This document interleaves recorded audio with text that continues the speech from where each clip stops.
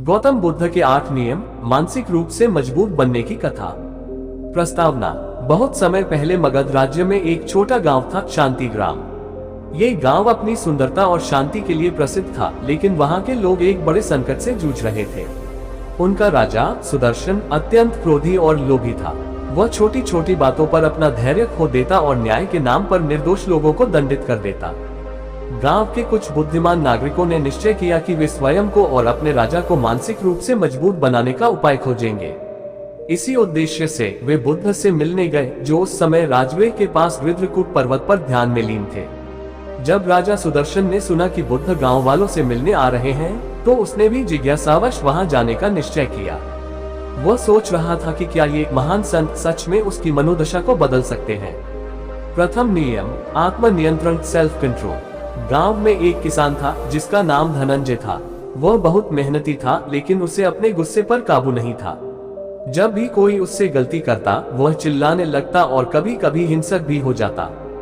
बुद्ध ने धनंजय से पूछा, यदि कोई तुम्हें उपहार दे और तुम उसे स्वीकार न करो, तो वह उपहार किसका होगा? धनंजय ने उत्तर दिया, स्वाभाविक रूप से देने वाले का। बुद्ध मुस्कुराए, तो यदि कोई तुम्हें क्रोध से भरा शब्द दे और तुम उसे स्वीकार न करो, तो वह क्रोध किसका रहेगा? धनंजय चकित रह गया। उस दिन से उसने अपने क्रोध पर नियंत्रण रखना शुरू कर दिया। द्वितीय नियम, धैर्य, पेशेंस।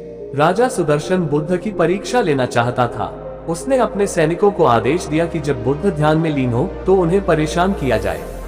सैनिकों ने ऊंची आवाज में शोर मचाना शुरू किया, लेकिन बुद्ध शांत बैठे रहे। राजा ने पूछा, आपको क्रोध क्यों नहीं आया? बुद्ध ने कहा, समुद्र की लहरें ऊपर नीचे होती हैं, लेकिन उसकी गहराई में शांति रहती है। जो व्यक्ति धैर्य धारण करता है, वो बाहरी हलचल से प्रभावित नहीं होता। तृतीय नियम, मन की स्पष्टता, क्लैरिटी ऑफ माइंड। गांव के एक युवा विद्यार्थी नामदेव को हर समय चिंता लगी रहती थी। वह सोचता रहता कि भविष्य में क्या होगा, जिससे उसका मन कभी शांत नहीं रहता। बुद्ध ने उसे एक कटोरा पानी दिया और कहा, इसे स्थिर रखो। लेकिन जैसे ही नामदेव हिला, पानी में हलचल हो गई। बुद्ध ने समझाया, तुम्हारा मन भी इसी तरह है। जब तुम भूत और भविष्य में उलझे रहते हो, तो मन अस्थिर हो जाता है। वर्तमान में जीना सीखो, तभी तुम्हें स्पष्टता प्राप्त होगी। चतुर्थ नियम, करुणा, कंपैशन। एक गरीब महिला सुभद्रा गांव में अकेली रहती थी। कोई उसकी मदद नहीं करता था, क्योंकि वह न तो किसी को कुछ दे सकती थी और न ही कोई सेवा कर सकती थी। बुद्ध ने गांव वालों से कहा, एक दीपक दूसरे दीपक को जलाकर अपना प्रकाश नहीं खोता, बल्कि अंधकार को दूर करता है। गांव वालों ने मिलकर सुभद्रा की सहायता करनी शुरू कर दी। इससे पूरे गांव में करुणा और प्रेम की भावना फैल गई। पंचम नियम, अनुशासन, डिसिप्लिन। गांव में एक शिकारी था जो बिना सोचे समझे जानवरों का शिकार करता था। वह जानता था कि यह गलत है, लेकिन वह अपनी आदत से मजबूर था। बुद्ध ने उसे बताया, अनुशासन आत्मनियंत्रण का दूसरा नाम है। यदि तुम अपनी इच्छाओं के गुलाम हो, तो तुम सदा दुखी रहोगे। लेकिन यदि तुम स्वयं पर शासन करोगे, तो तुम्हें सच्चा सुख मिलेगा। शिकारी ने प्रण किया कि वह अब केवल उतना ही शिकार करेगा, जितना उसके परिवार के भरण पोषण के लिए आवश्यक हो। षष्ठ नियम, कृतज्ञता, ग्रैटिट्यूड। राजा सुदर्शन के पास अपार धन था, लेकिन फिर भी वह संतुष्ट नहीं था। वह हमेशा अधिक पाने की इच्छा रखता था। बुद्ध ने एक छोटे बच्चे को बुलाया, जो एक कटी हुई रोटी खा रहा था। फिर उन्होंने राजा से पूछा, ये बच्चा अधिक संतुष्ट है या आप? राजा ने उत्तर दिया, शायद ये बच्चा। बुद्ध बोले, क्योंकि यह जो भी पाता है, उसे कृतज्ञता के साथ स्वीकार करता है। यदि तुम भी कृतज्ञ बनोगे, तो तुम्हें शांति मिलेगी। सप्तम नियम, त्याग, डिटैचमेंट। गांव के एक धनिक व्यापारी सोमदत्त को हर समय डर लगा रहता था कि कोई उसका धन चुरा न ले। बुद्ध ने उसे एक कहानी सुनाई। एक व्यक्ति एक भारी पत्थर लेकर चला जा रहा था। जब उससे पूछा गया कि वह इसे क्यों उठा रहा है, तो उसने कहा कि यह उसका है। लेकिन जब उसने उसे छोड़ दिया, तो उसे हल्कापन महसूस हुआ। सोमदत्त को समझ में आ गया कि वह अपने धन से चिपका हुआ है और यह उसका असली बोझ है। उसने दान देना शुरू कर दिया और उसके जीवन में सच्ची खुशी आई। अष्टम नियम, ध्यान, मेडिटेशन। गांव में एक साधु महेंद्र थे जो बहुत विद्वान थे, लेकिन उन्हें मानसिक शांति नहीं मिल रही थी। बुद्ध ने उन्हें कहा, यदि कोई सरोवर में पत्थर फेंके और उसकी लहरें देखे, तो वह जल की गहराई नहीं देख सकता। लेकिन यदि वह जल को शांत रहने दे, तो गहराई स्पष्ट हो जाती है। महेंद्र ने ध्यान का अभ्यास शुरू किया और धीरे धीरे उनके मन में शांति आ गई। इन 8 नियमों को अपनाकर गांव के लोग मानसिक रूप से मजबूत बन गए। राजा सुदर्शन भी बुद्ध के उपदेशों से प्रभावित हुआ और एक न्यायप्रिय शासक बन गया। इस प्रकार शांति ग्राम एक बार फिर अपने नाम के अनुरूप बन गया, एक ऐसा स्थान जहां प्रेम, धैर्य और आत्म संयम का राज था। कई 100 वर्ष पहले मगध राज्य के एक नगर में एक प्रसिद्ध योद्धा रहता था जिसका नाम था आत्मानंद।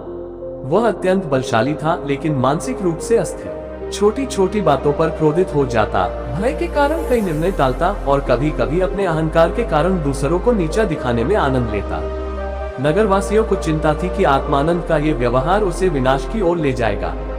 एक दिन एक वृद्ध संत ने आत्मानंद को सलाह दी, यदि तुम सच्ची शक्ति चाहते हो तो केवल बाहुबल से नहीं बल्कि मानसिक शक्ति से भी मजबूत बनो। इसके लिए तुम बुद्ध की शरण में जाओ। आत्मानंद को यह चुनौतीपूर्ण लगा। उसने निश्चय किया कि वह बुद्ध से शिक्षा लेकर अपनी कमजोरियों को दूर करेगा। वह राजवीर के समीप स्थित विद्रकूट पर्वत की ओर निकल पड़ा, जहां बुद्ध अपने शिष्यों को उपदेश दे रहे थे। प्रथम नियम, भय पर विजय, ओवरकमिंग फियर। जब आत्मानंद बुद्ध के पास पहुंचा तो उसने कहा, मैं बहुत शक्तिशाली हूँ लेकिन मुझे कई बार भय सताता है। युद्ध में हारने का भय, अपमान का भय, मृत्यु का भय। मैं इससे मुक्त होना चाहता हूँ। बुद्ध ने मुस्कुराते हुए एक दीपक जलाया और पूछा, यदि ये दीपक बुझ जाए तो क्या उसका प्रकाश समाप्त हो जाएगा? आत्मानंद ने कहा, नहीं, वह कहीं और प्रकाशित होगा।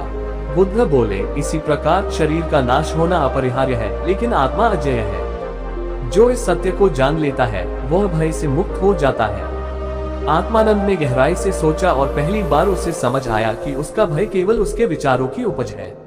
द्वितीय नियम, क्रोध पर नियंत्रण, मास्टरी ओवर एंगर। आत्मानंद को क्रोध बहुत जल्दी आता था। वह छोटी छोटी बातों पर लोगों को दंडित करता था। बुद्ध ने उसे एक कटोरी जल से भरकर कहा, इसमें एक मुट्ठी नमक डालो। आत्मानंद ने ऐसा ही किया। फिर बुद्ध ने पूछा, अब इसे पियो। आत्मानंद ने घूंट भरा लेकिन वह अत्यंत खारा था। बुद्ध मुस्कुराए, अब इस कटोरी का जल पास की झील में डाल दो। आत्मानंद ने वैसा ही किया। बुद्ध ने फिर कहा, अब झील का जल पियो। आत्मानंद ने जल पिया, वह बिल्कुल स्वच्छ और मीठा था। क्रोध भी इसी तरह है, बुद्ध ने समझाया।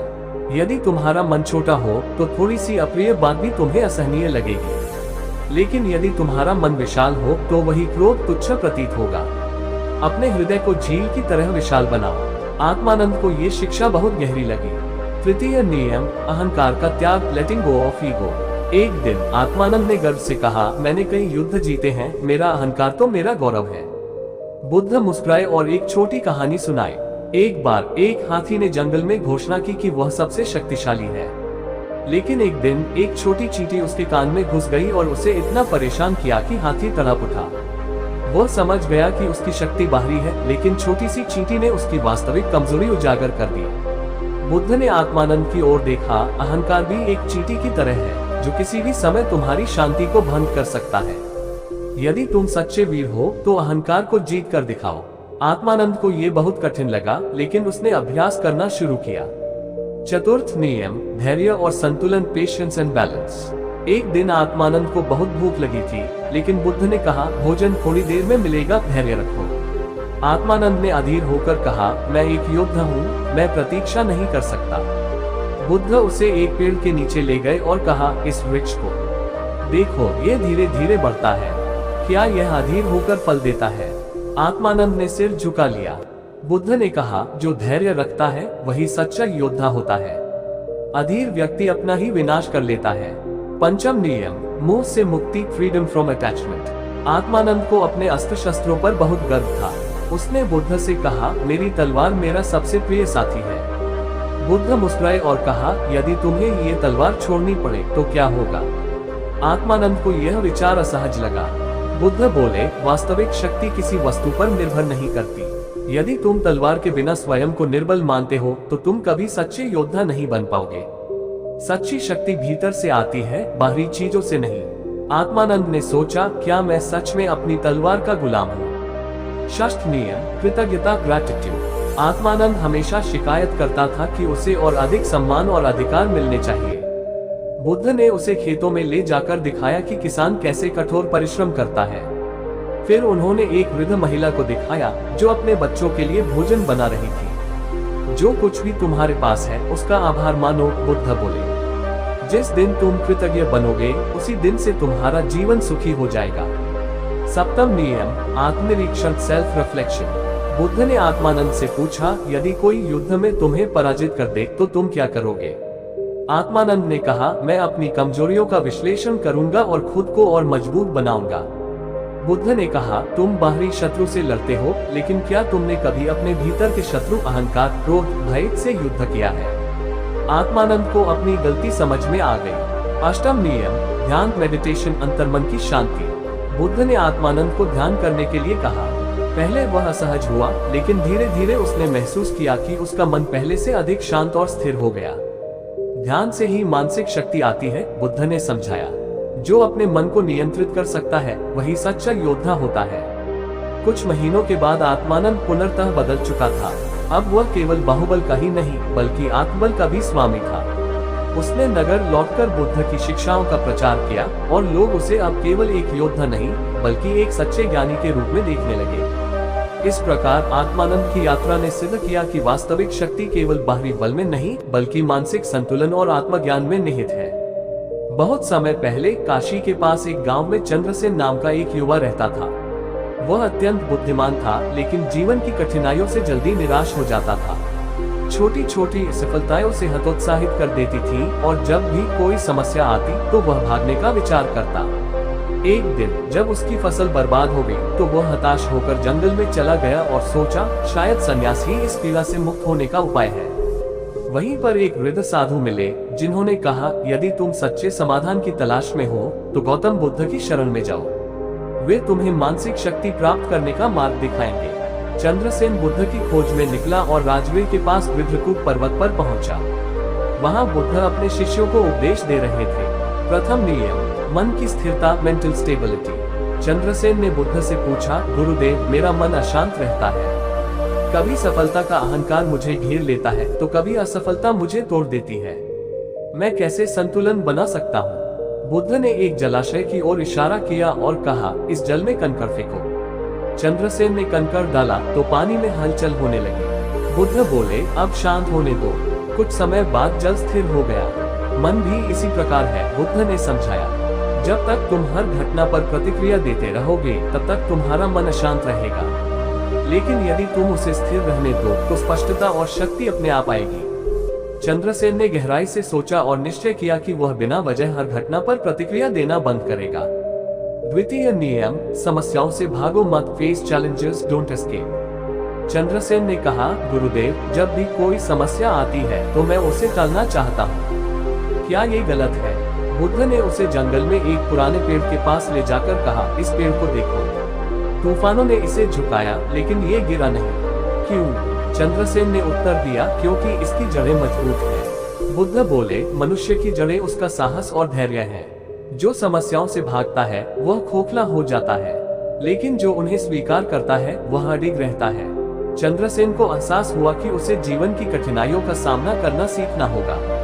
तृतीय नियम, धैर्य और प्रतीक्षा, पेशेंस एंड टाइमिंग। एक दिन चंद्रसेन बहुत व्याकुल था। उसने बुद्ध से कहा, गुरुदेव, मैं इतनी जल्दी सीखना चाहता हूँ लेकिन यह संभव क्यों नहीं हो रहा? बुद्ध मुस्कुराए और उसे एक बीज दिया। इसे मिट्टी में दबाओ और जल दो, बुद्ध ने कहा। कुछ दिन बाद जब बीज अंकुरित नहीं हुआ तो चंद्रसेन हताश हो गया। बुद्ध ने समझाया, तुमने जल दिया, धूप मिली, लेकिन क्या तुमने इसे जबरदस्ती खींचकर बड़ा किया? चंद्रसेन ने सिर हिलाया, नहीं। यही जीवन का नियम है, बुद्ध बोले। हर चीज अपने समय पर फल देती है। जो धैर्य रखता है वही सफलता प्राप्त करता है। चतुर्थ नियम, नकारात्मकता से मुक्त हो, let go of negativity. Chandrasen के मन में हमेशा ये रहता था कि लोग उसकी आलोचना क्यों करते हैं। बुद्ध ने उसे एक कटोरा दिया और कहा, इसे कुछ समय के लिए पकड़े रहो। धीरे धीरे चंद्रसेन के हाथ थक गए। अब इसे छोड़ दो, बुद्ध ने कहा। जैसे ही उसने कटोरा छोड़ा उसे राहत महसूस हुई। बुद्ध बोले, नकारात्मक विचारों को पकड़कर रखने से केवल तुम्हारा ही बोझ बढ़ता है। इन्हें छोड़ दो और तुम हल्के और मुक्त हो जाओगे। पंचम नियम, करुणा, कंपैशन। एक दिन चंद्रसेन ने देखा कि एक व्यक्ति भूखा था लेकिन किसी ने उसकी मदद नहीं की। बुद्ध ने कहा, यदि नदी केवल अपना जल अपने लिए रखे तो क्या वह उपयोगी होगी? चंद्रसेन ने उत्तर दिया, नहीं, वह व्यर्थ होगी। इसी तरह यदि मनुष्य केवल अपने सुख की चिंता करे तो उसका जीवन भी व्यर्थ है। इसके बाद चंद्रसेन ने जरूरतमंदों की मदद करना शुरू किया। षष्ठ नियम, साधारण चीजों में सुख ढूंढो, find joy in simplicity. Chandrasen हमेशा सोचता था कि उसे बड़ी सफलताएं ही सुख देंगी। बुद्ध ने उसे एक बच्चे को दिखाया जो मिट्टी से खेल रहा था और बहुत खुश था। बुद्ध बोले, सच्चा सुख बाहरी चीजों से नहीं बल्कि मन की स्थिति से आता है। यदि तुम छोटी छोटी चीजों में प्रसन्न होना सीख लो तो तुम्हें कभी दुख नहीं होगा। चंद्रसेन ने सीखा कि संतोष ही सबसे बड़ी पूंजी है। सप्तम नियम, आत्मनिरीक्षण, सेल्फ रिफ्लेक्शन। बुद्ध ने एक दिन चंद्रसेन से पूछा, यदि तुम दर्पण में देखो और तुम्हारा चेहरा गंदा हो तो क्या तुम दर्पण साफ करोगे या अपना चेहरा? चंद्रसेन ने कहा, स्वाभाविक रूप से अपना चेहरा। बुद्ध बोले, तो जब कोई समस्या तुम्हारे जीवन में आती है तो दूसरों को दोष क्यों देते हो? पहले अपने भीतर देखो। इस सीख ने चंद्रसेन को जीवन भर के लिए बदल दिया। अष्टम नियम, ध्यान और शांति, मेडिटेशन फॉर इनर पीस। चंद्रसेन ने पूछा, गुरुदेव, मैं इतना सब कुछ सीख रहा हूँ, लेकिन मन की पूर्ण शांति कैसे मिलेगी? बुद्ध ने कहा, जैसे जल तभी शांत होता है जब उसे हिलाया न जाए, वैसे ही मन ध्यान से शांत होता है। ध्यान का अभ्यास करो और तुम्हें सच्ची शांति मिलेगी। चंद्रसेन ने ध्यान का अभ्यास शुरू किया और कुछ समय बाद उसे भीतर से शांति अनुभव होने लगी। कुछ वर्षों के बाद चंद्रसेन अपने गांव लौटा। अब वह वही व्यक्ति नहीं था जो समस्याओं से भागता था। वह मानसिक रूप से मजबूत, शांत और स्थिर था। उसने अपनी सीख गांव वालों को सिखाए और धीरे धीरे पूरा गांव मानसिक शांति और संतोष की ओर बढ़ने लगा। इस प्रकार चंद्रसेन की यात्रा ने सिद्ध कर दिया कि सच्ची शक्ति बाहरी नहीं बल्कि आंतरिक होती है।